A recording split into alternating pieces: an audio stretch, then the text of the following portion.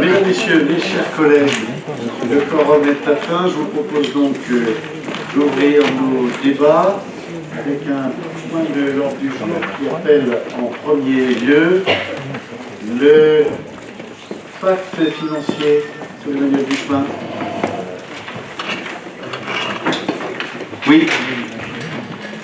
Donc, comme vous le savez, l'année dernière, la communauté de communes est passée en fiscalité professionnelle, enfin en début de cette année, en fiscalité professionnelle unique. Et elle s'était engagée à mettre en place un pacte fiscal et financier. L'objectif d'un pacte fiscal et financier est de faire profiter aux communes les recettes supplémentaires, comme le bonus de DGF et les autres, obtenus par ce passage. Donc aujourd'hui, la communauté de communes a délibéré et propose de coordonner les stratégies individuelles et collectives sur le territoire, d'articuler les différents flux financiers entre les communes et de donner une visibilité sur les marges de manœuvre financières et fiscales. Donc 7 grands thèmes sont abordés au travers de ce pacte.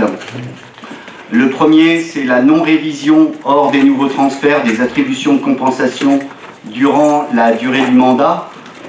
La seconde, c'est la mise en place d'une dotation de solidarité communautaire afin de partager la croissance du produit fiscal. La troisième, c'est la non-modification de la clé de répartition du FPIC. La quatrième, c'est la mise en place d'un fonds de concours afin d'aider au développement de projets d'intérêt intercommunaux. Et la cinquième, c'est le renforcement de la mutualisation afin de faire des économies d'échelle. Pour ce faire, il y aura deux choses aussi qui seront mises en place. Le premier, c'est un observatoire fiscal qui sera un outil d'accompagnement pour accompagner et optimiser les assiettes des impôts. Et la seconde, c'est un observatoire financier à l'échelle intercommunale et pour toutes les communes, afin d'avoir la même base de travail sur toutes les entités et d'aider à mettre en place une stratégie financière. Donc je rappelle, ce pacte est non obligatoire. C'est un outil qui permet d'avoir une meilleure coordination à l'échelle de tout le pays GEX, tout en répercutant une partie de la croissance des recettes de la communauté de communes. Donc ce pacte a été validé en conseil communautaire et il a été présenté en commission finances. Très bien, merci. Merci Claude-Emmanuel Duchemin. Est-ce qu'il y a des observations sur ce pacte? S'il vous plaît, des observations. Oui, donc l'idée de ce pacte financier est intéressante, puisqu'il y aura des attributions de compensation, il y aura des dotations de solidarité communautaire, des fonds de concours, des fonds de péréquation, etc. Ce que je trouve dommage, et là je mets un petit bémol à ce que dit Claude-Emmanuel Duchemin, c'est qu'en commission finance, on n'en est jamais parlé. Je crois que la dernière fois, ça devait être le 5 décembre. Et en commission des finances, il y avait le vice-président et l'adjoint seulement. Je trouve que c'est un peu dommage. Je crois qu'il y avait des informations qui étaient intéressantes dedans. Il y a quand même 94 pages. Et je pense qu'on aurait pu échanger entre les commissaires pour voir ce qui était bien pour Divonne. Très bien, pas d'autres observations? Pas d'autres observations. Il faut passer au vote sur le pacte financier. Y a-t-il des oppositions? Des abstentions? Il est adopté à l'unanimité. Point numéro 2, c'est le débat d'orientation budgétaire. Emmanuel Duchemin. Oui, donc comme vous le savez, cette année, nous avons décidé de passer le budget en janvier, donc ce qui fait que nous faisons le débat d'orientation budgétaire suivant la présentation du ROB, le rapport d'orientation budgétaire. Donc je vais en rappeler les grandes lignes. Donc sur la loi de finances 2018, elle est en continuité avec les années antérieures, avec une confirmation quand même de la poursuite des réductions des dépenses publiques et la contribution des collectivités à hauteur de 13 milliards d'euros sur le quinquennat. On notera sur 2018 principalement deux choses. La compensation à ce jour par l'État des réformes mises en place, que ce soit au niveau de la taxe d'habitation ou de la CSG, et des enveloppes globales de la DGF et du FPIC qui restent inchangées. Au niveau du contexte local, il y a une continuation des transferts de compétences vers la communauté de communes. Donc cette année, il y a 2 transferts qui seront effectués à partir du 1er janvier 2018, c'est les eaux pluviales et GEMAPI. Bien sûr, la mise en place du pacte fiscal et financier. Et puis, donc, sur le résultat de l'Yvonne, on a un CA provisoire de la commune qui montre une bonne exécution du budget, avec un résultat de clôture de la section de fonctionnement de 2,2 millions d'euros, permettant de financer les dépenses d'investissement qui avaient été prévues. Au niveau des orientations budgétaires 2018, donc il y aura une poursuite du désendettement. On va passer sous la barre des 19 millions d'euros, tout budget confondu. La maîtrise donc des dépenses de fonctionnement en baisse, donc demandée aux services en baisse de 1%. La maîtrise toujours, la possibilité toujours d'avoir un haut niveau de service rendu à la population. Le maintien d'un montant d'investissement élevé à hauteur de 2,3 millions d'euros, avec donc là-dedans les investissements courants, mais aussi la poursuite des projets engagés. La mise en place d'une politique de communication et de promotion nouvelle afin d'accompagner les grands projets de la ville et une recherche accrue de nouveaux potentiels de recettes. En quelques chiffres sur les prévisions budgétaires 2018, on serait à des recettes réelles de fonctionnement de l'ordre de 20,2 millions d'euros, des dépenses réelles de fonctionnement de 18,2 millions d'euros, ce qui nous permet d'avoir un virement à la section d'investissement à hauteur de 1,2 million d'euros et une section d'investissement global à hauteur de 5,3 millions d'euros. Donc nous souhaitons pas d'augmentation de la fiscalité sur 2018, pas de nouveaux emprunts et donc la continuation du désendettement. En conclusion, je dirais que Divonne-les-Bains se met en ordre de bataille pour accueillir les grands projets qui sont des opportunités qui diversifieront et pérenniseront à terme les recettes de la ville qui est le pôle touristique incontournable du bassin lémanique. Merci. Très bien. Des interventions qui souhaitent intervenir? Oui. Bien. Merci pour ce rapport d'orientation. Au niveau du contexte national, il y a 2 choses qui sont également importantes. C'est la réforme de la taxe d'habitation qui, en 2020, devrait favoriser à peu près 1000 foyers fiscaux à Divonne-les-Bains sur les 3890. Et il y aurait en 2020 un dégrèvement de l'ordre de 750 000 euros. Donc c'est des choses qu'il faut prendre en considération. Également un autre point qui était intéressant, c'est sur l'endettement. Il y a l'article 24, il y a des normes qui sont imposées et on sait que et on souhaite qu'au niveau de l'endettement, les communes de plus de 10 000 habitants sur 2018-2022, le ratio de désendettement soit entre 11 et 13 ans, y compris avec les budgets annexes. Au niveau local, vous l'avez bien dit, on a toujours notre participation du FNGR et du SPIC, et comme vous l'avez dit dans votre rapport, nous allons contribuer à hauteur de 14 millions d'euros. Moi, je voudrais simplement mettre en parallèle les recettes versées par le casino sur la même période de 36 millions d'euros.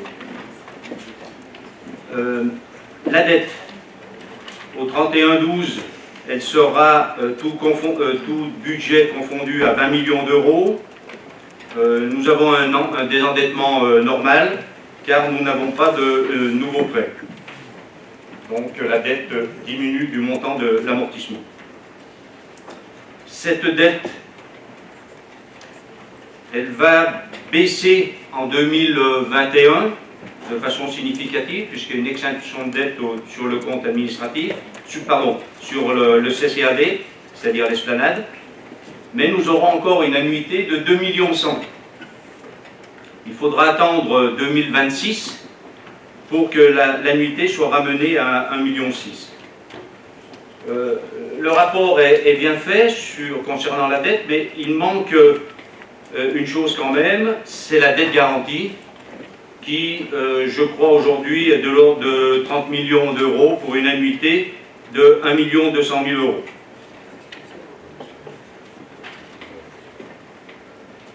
La situation financière de la commune. Si vous voulez suivre, vous pouvez prendre la page 13 du rapport, où on a un atterrissage avec le compte administratif 2017 intéressant. Les recettes réelles de fonctionnement ont un bon niveau, à hauteur de 21 millions, dû essentiellement à la fiscalité, plus 2 millions, qui est l'augmentation des taux d'imposition que nous avons eus sur la fiscalité communale.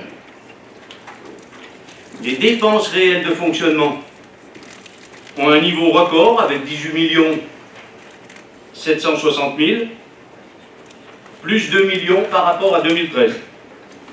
En particulier sur la ligne personnelle à hauteur d'1 million, et sur les autres charges réelles, qui est le compte 65, qui est le support du budget annexe. Les ratios d'épargne s'améliorent avec une épargne brute de 2,3 millions, vous savez que j'y suis sensible, et une épargne nette de 1 100 000 qui devrait nous permettre d'investir. Je voudrais saluer la phrase qui a été mise en dessous de cette page 13, qui indiquait que le choix de l'exécutif d'augmentation du produit de la fiscalité permet à la collectivité de retrouver une épargne nette positive et d'améliorer la capacité de désendettement. C'est ce que l'on disait quand DLBA est arrivé au conseil municipal en mars 2014. Alors, si vous regardez bien ce tableau, on s'aperçoit que l'épargne brute, qui sera de l'ordre de 2 300 000 euros, est essentiellement due à l'augmentation des impôts.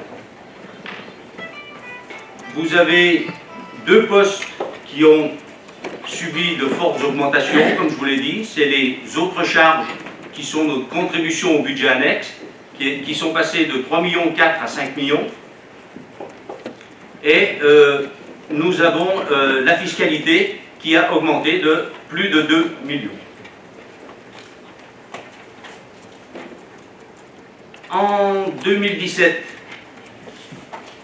on pourra rembourser le capital à hauteur de 1,2 million et il nous restera une épargne nette à peu près de 1 million à 1,1 million.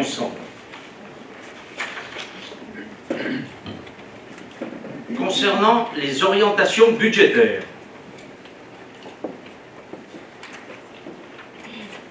en lisant le rapport, on s'aperçoit que vous souhaitez conserver un haut niveau de service à la population. J'ai envie de vous demander, monsieur l'adjoint, lesquels? Lorsqu'on regarde les dépenses d'investissement courant du patrimoine, éventuellement des voiries, on s'aperçoit que les sommes sont en nette régression depuis 2013, où on est passé de 18 millions à 2 300 000 sur le CA provisoire.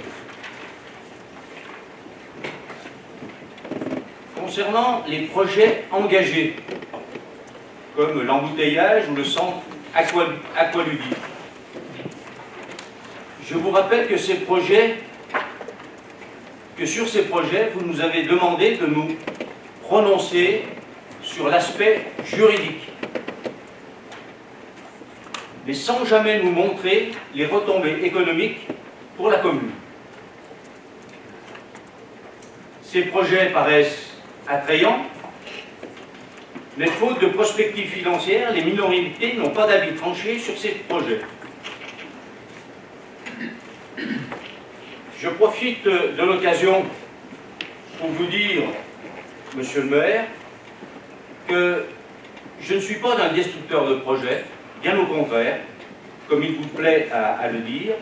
Je suis plutôt pragmatique et j'aime bien que l'on me démontre le bien fondé d'un projet avec des chiffres. Et pour cela, je pense que si vous nous présentiez une prospective financière à 3 ou 5 ans, eh bien, il me semble qu'on pourrait sécuriser une partie de la population, et du moins les élus de Divonne-les-Bains autrement.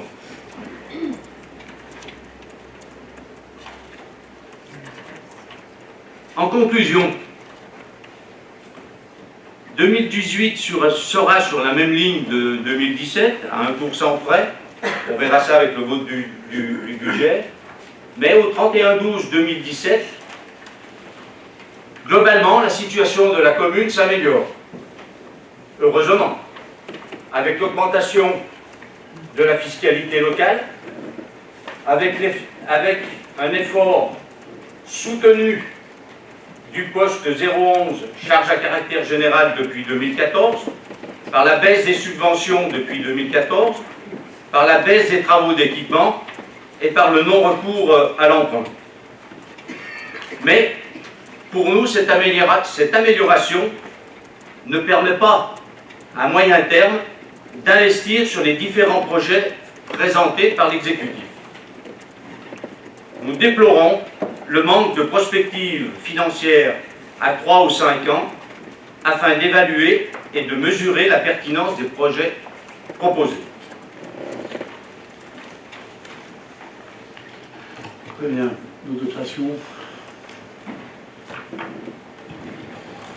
Dans les grandes lignes, et je rentrerai beaucoup moins dans le détail que Jean-Guy Stéphano, dans les grandes lignes, je rejoins le propos. Vous parlez effectivement d'un haut niveau de service à la population. Je crois que c'est surtout un haut niveau de fiscalité qu'on a vu apparaître à Divonne cette année, avec une pilule un peu difficile à avaler pour un certain nombre d'habitants de notre commune, en tout cas de contribuables. Dans les grandes lignes, ce qu'on constate, c'est surtout que Divonne devient une ville à grands projets, mais finalement, de moins en moins une ville où il fait bon vivre au quotidien. Moi, j'entends les Divonnais, surtout des personnes d'ailleurs assez âgées, se plaindre de la dégradation d'un certain nombre d'équipements, de trottoirs avec des trous qui entraînent des accidents, un certain nombre de choses qui posent problème. Alors oui, on a des grands projets et la commune se met en marche pour financer l'embouteillage, se met en marche pour financer un centre aqualudique de l'installation des thermes. Mais le quotidien des Divonnais ne s'améliore pas, la fiscalité a monté de façon importante et les infrastructures ne s'améliorent pas globalement. Donc je rejoins globalement, pas l'analyse technique, mais la situation où effectivement la ville s'organise pour les grands projets, mais au détriment du bien vivre à Divonne, et ça, en ce qui me concerne, je le regrette.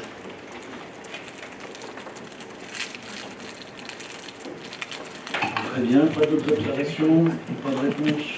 Pas de réponse, c'était un donné acte. Moi j'ai une question Oui. pour moi.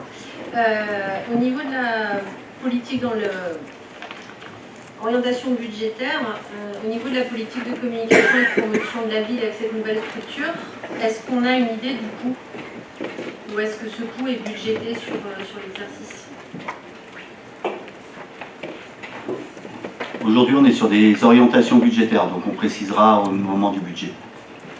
Très bien, pas d'autres observations, on peut en rester là. C'est un donné acte, il n'y a pas de vote. Hein. Donc je vous remercie. On peut passer au point numéro 3. Monsieur le maire, je viens de terminer d'intervenir, on a quand même connu des débats avec plus d'échanges. Oui, c'était jadis. Point numéro 3, le compte-rendu des décisions. Vous avez des questions? Pas de questions. Le point numéro 4, c'est la désignation d'un conseiller dans les commissions associations, Madame Maud. C'est Monsieur Augustin qui est désigné. Il n'y a pas d'autres candidats à l'unanimité? Monsieur Augustin, vous êtes élu à l'unanimité. Point numéro 5, c'est une convention d'offre de concours pour une opération de défense incendie. Vous avez fait le point 4 et 5, monsieur? Et j'ai traité... Ah non, pardon, Il y avait en fait la dédicace. oui, le 5, pardon, oui, le 5. C'est le conseil d'administration du centre, du CCAS, pardon. C'est aussi monsieur Augustin, qui est élu 2 fois à l'unanimité. Si, vous êtes élu. Ah non, Ah si, ah, bah, vous êtes proclamé. Monsieur Restranger. Moi, c'est monsieur C'est tout le problème. Quand vous êtes dans une liste où vous êtes 2, vous n'arrivez pas à vous entendre. Je vous demande à 24, c'est plus difficile. Dites-moi.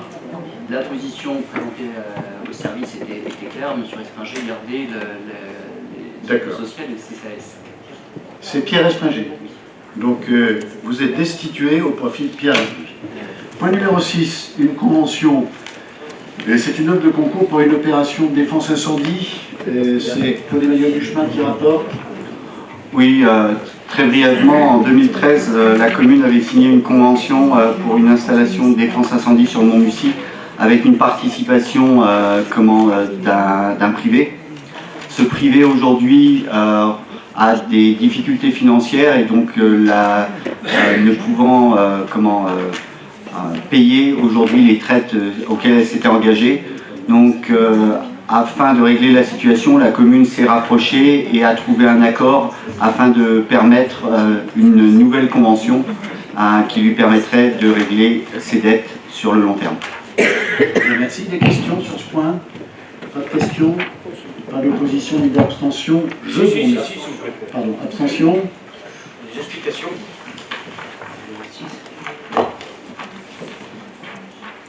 J'aimerais que vous m'expliquiez comment est-ce qu'on a pu signer une convention en octobre 2013 sans inscrire d'obligation d'ouverture ou d'exploitation.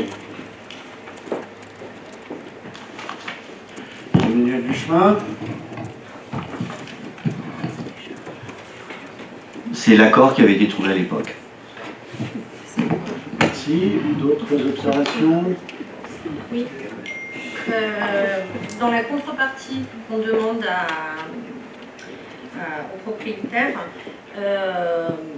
on lui demande l'obligation d'ouverture et d'exploitation du restaurant 3 semaines par an les 3 premières années, puis 1 mois par an les 12 années restantes.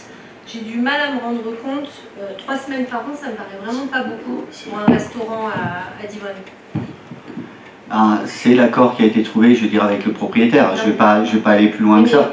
L'intérêt, c'est aussi de prendre des décisions dans l'intérêt de Divonne. Moi, demander à un restaurateur qui ouvre son restaurant 3 semaines par an, on lui accorde quand même, et je trouve que c'est normal, si c'est quelqu'un qui est en situation financière compliquée, c'est normal que la commune fasse un pas.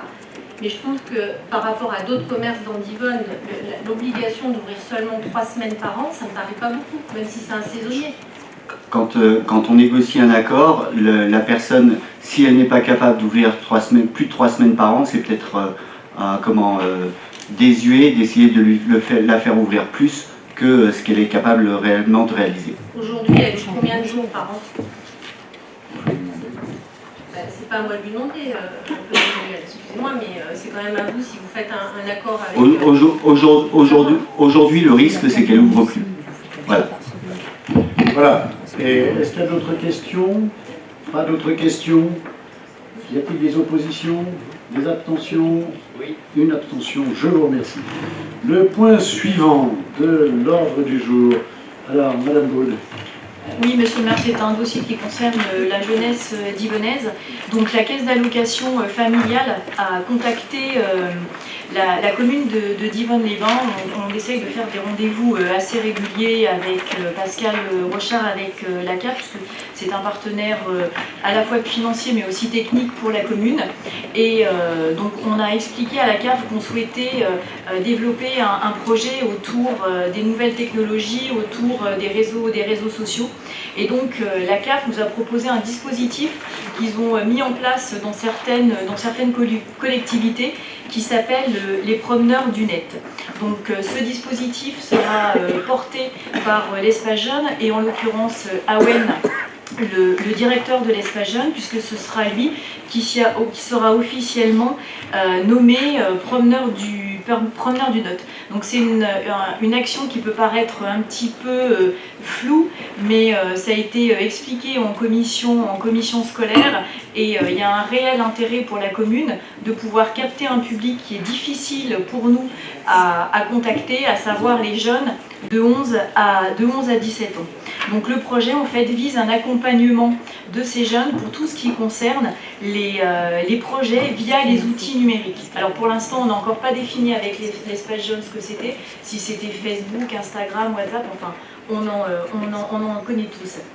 Et pour accompagner en fait ce projet, donc la CAF propose de signer une convention et d'attribuer donc à la commune une subvention de 2000 euros.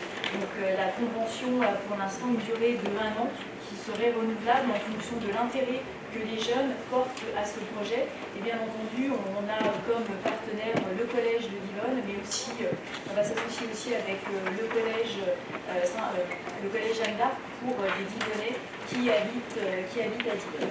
Voilà, en fait, on vous demande d'approuver cette convention et on aura l'occasion de faire des retours lors de nos commissions, lors du conseil municipal. Très bien, merci. Des questions sur ce point d'ordre du jour? Pas de questions? Des oppositions, des abstentions? Il est adopté. Le point numéro 8, la restauration du tableau de l'association, de l'annonciation, pardon, à l'église. Madame Hoffmann. Il s'agit du deuxième tableau qui est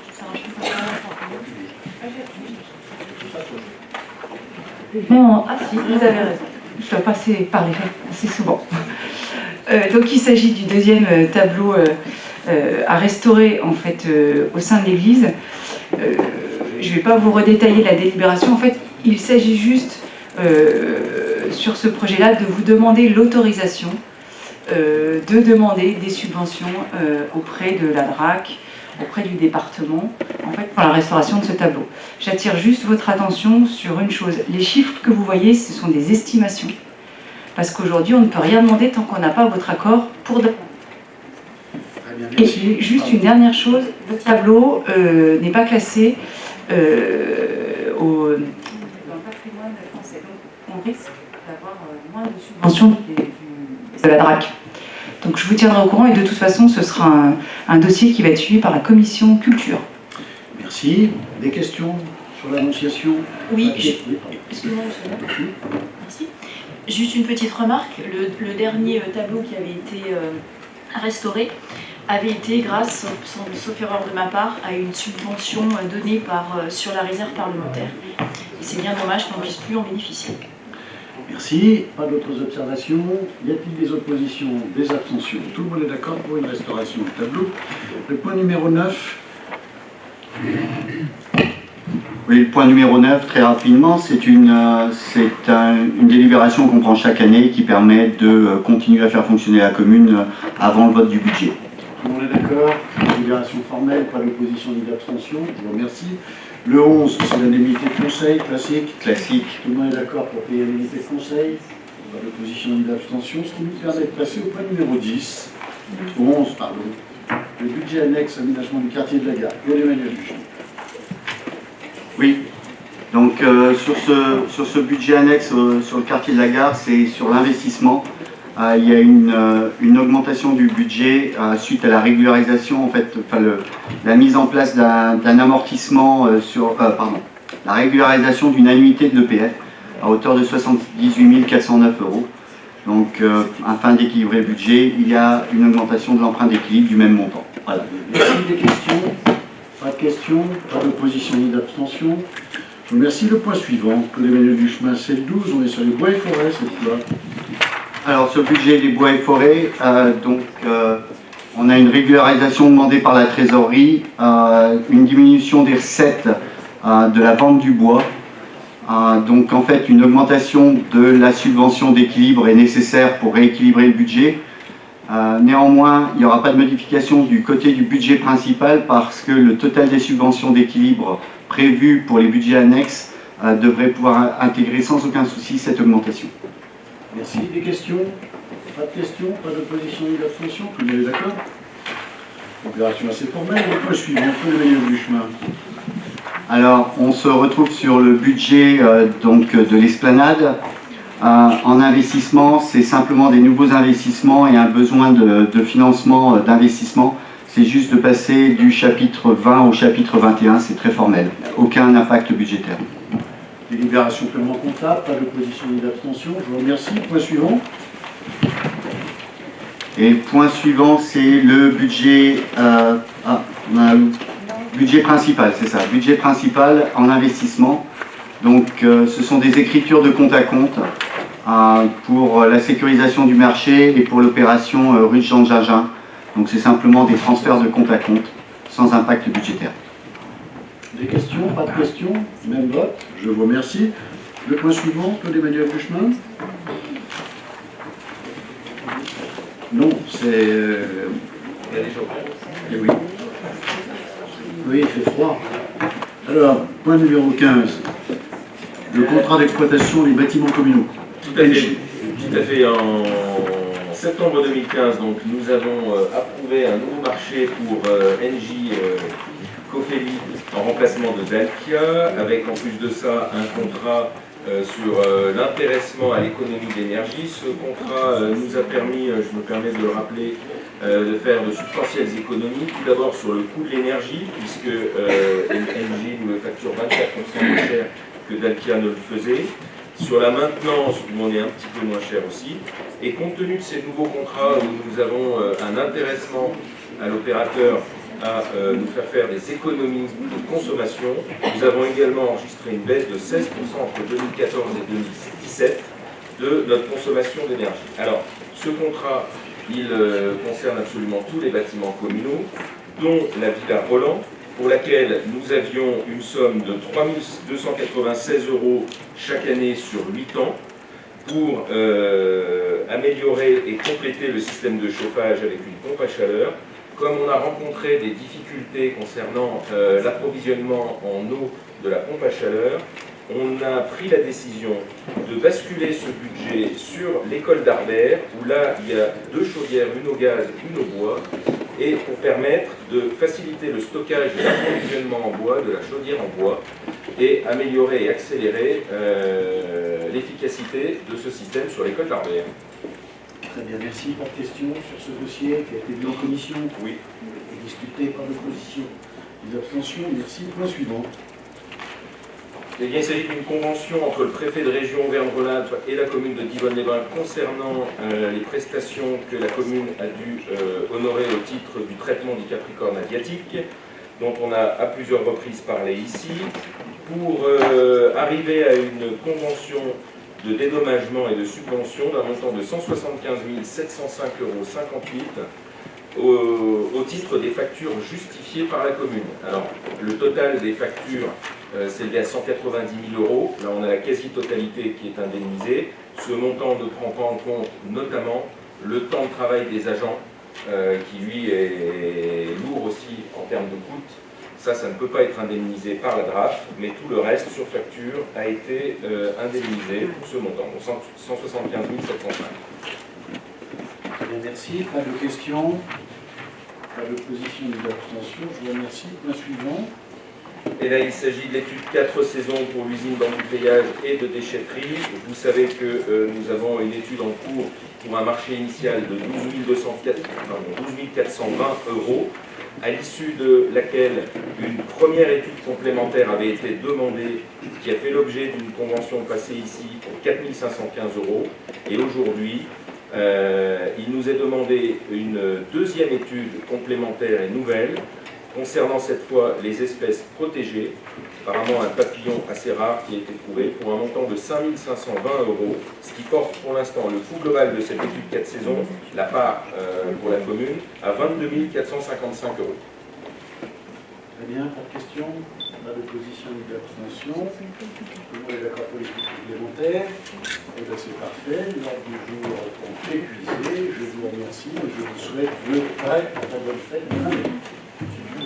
Mais avant, je vais vous présenter Fabien Perrussel, qui est le nouveau directeur du cabinet. Fabien, vous êtes où? Fabien, il faut vous lever pour déclencher un tonnerre d'applaudissements. Et je vous souhaite une très cordiale Et d'ici là, je vous souhaite de très très belles fêtes de fin d'année. Oui.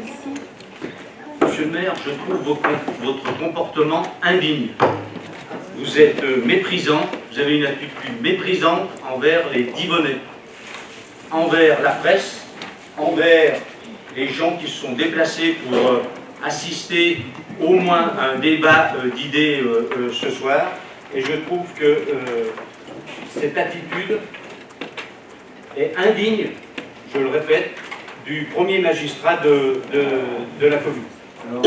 D'essayer de nous ignorer de la sorte, je trouve que c'est vraiment scandaleux, mais vous n'arriverez pas à nous décourager. Mais j'espère bien que vous ne serez pas découragés. On aura toujours beaucoup de plaisir à vous entendre. Je rappelle que la loi que nous avons désormais décidé d'appliquer, elle impose au maire de présenter un rapport. Sur ce rapport, vous faites vos observations et ensuite il y a un vote. Et c'est ce que nous avons fait ce soir. Et après, vous réfléchirez un petit peu aux raisons pour lesquelles aujourd'hui il n'y a plus de débat dans notre collectivité. Et ça que je voudrais vous assurer, monsieur Dissicano, c'est que le débat, nous l'aurons, nous, dans notre majorité, et nous ferons vivre notre majorité. Mais c'est un choix que vous avez fait, c'est votre choix.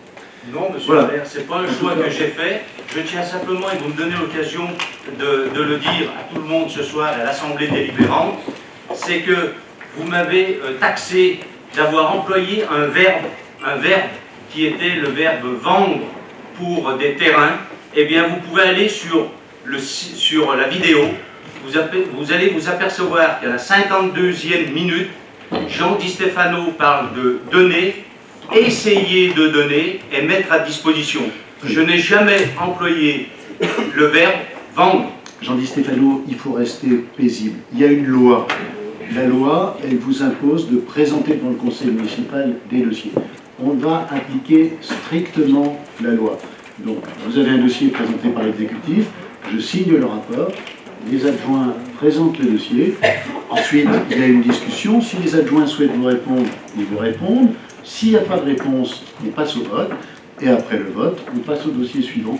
Tous les dossiers passeront de cette manière, et tous les conseils municipaux de France, Jean Di Stefano, fonctionnent de cette manière. Voilà, renseignez-vous, c'est comme ça, ça se passe comme ça. Monsieur le maire, excuse-moi Jean, quand je pose la question par rapport à la question que j'ai posée à monsieur Duchemin tout à l'heure et que la réponse qu'on me fait c'est parce qu'on l'a décidé, vous trouvez que c'est une réponse et que c'est un Oui. échange d'idées? Vous avez une discussion avec la famille Ferragu, et on se met d'accord sur un mois. Qu'est-ce que vous voulez qu'on dise de plus? La famille Ferragu ne veut...